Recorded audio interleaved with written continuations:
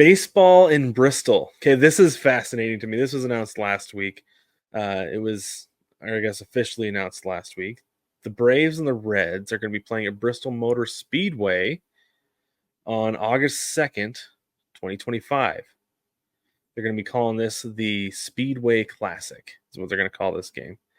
And the reason they're doing this is because MLB wants to set an attendance record.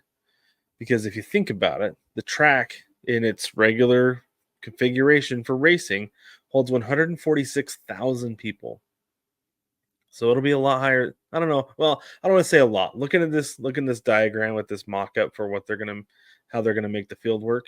It probably won't hold 146,000, as I said, because it looks like there's gonna be a lot of dead space on the third base side, which makes sense because they're going to make it a little bit more intimate. But there are people you can see in the picture there, kind of out past left field, who are going to be looking really, really far to see the game.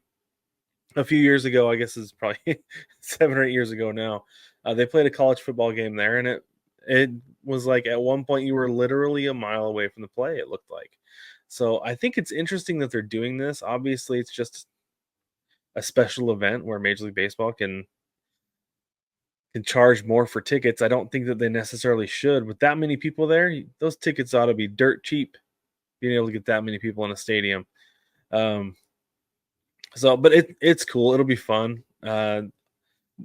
Based on this mock-up, though, it's interesting because like the the baseball diamond is obviously going to be on the infield of the track, right? But it looks a little bit like some of left field is going to spill out onto the track.